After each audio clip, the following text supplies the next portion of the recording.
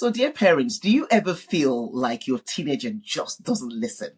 You tell them something and it's like it goes in one ear and it's straight out of the other ear. Or maybe you get those eye rolls, or sometimes those complete silences as if they didn't even hear you at all. I know it can be very, very frustrating, but can I tell you something?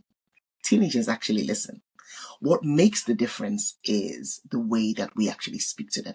So today I'm going to share with you 5 powerful shifts that you can make that will help your teenager listen to you more. And even, let me add that, start talking to you in a more healthier way.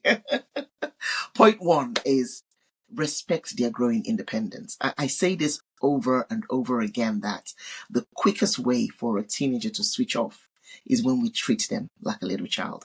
At this stage, teenagers are craving respect. They want to know that their voice matters. So instead of giving orders like, clean your room now, try saying it like, I'd like us to keep that space tidy.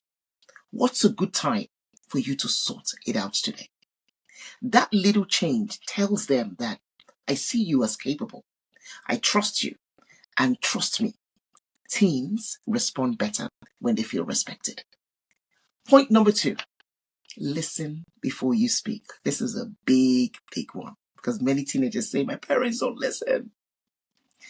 As parents, we're often quite quick to jump in with instructions. That's the way we were brought up. But here's the secret. Your teenager in this generation is more likely to listen to you when they feel heard first. So before you correct or before you direct, pause and ask yourself, how are you feeling about this? Or tell me what's going on from your side. It doesn't mean you agree to everything your teenager says, no. It just means that you're giving them space to be heard. And when they feel heard, they are more open to hearing from you. Point number 3, shift from lectures to conversations, dialogues with teenagers. Teenagers switch off when they feel that they're just being lectured at. We're just speaking at them. A lecture is more one way, but a conversation is two-way. Have that dialogue with them. So instead of saying, you need to study harder or you'll never get anywhere, try, what do you think will help you stay more focused with your study? So you're giving them that option to then think through it. It's amazing how a question invites them into problem solving instead of pushing them into resistance. Just ask them that curious question and it will get them thinking. We want them to learn how to think for themselves. So curious questions like that actually goes a long way. Point number 4, timing is everything. Even the right words won't work if the timing is wrong. So trying to talk to your teenagers when they're upset is a recipe for disaster. They're not even going to hear us. And we would then feel more frustrated. So choose calm moments. Probably during a drive or during a walk. Those times, teenagers are more likely to open up. So instead of forcing this big talk, this big advice moment in the heat of a conflict, wait for the right window. Timing makes a massive difference. Point number 5, speak with curiosity, not control. Curiosity actually opens the door, but control closes it.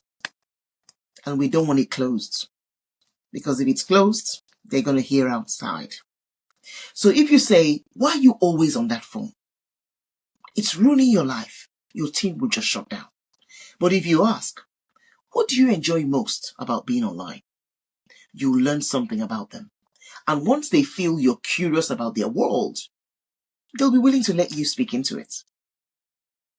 But curiosity doesn't mean you have no boundaries. No, it doesn't mean you're permissive. It just means you're approaching them with openness rather than judgment, rather than criticism. So to wrap this session up, I'm just going to say, let's remember these points. Respect their growing independence. Listen before you speak. Swap lectures for conversations, for dialogues. Choose the right timing. And finally, speak with curiosity, not control. Do you know what? When you do these 5 things, you will notice your teenagers listening to you more. And maybe actually opening up in new ways. So as we wrap up, which of these 5 shifts do you want to try this week? Let me know in the comments. I'd love to hear. And don't forget, in the next video, I'm going to be sharing how to stay calm when your teenagers pushes your button. So hit the subscribe button and turn on your notifications so that you don't miss it. Remember, I'm rooting for you all the way. God bless you and see you next week.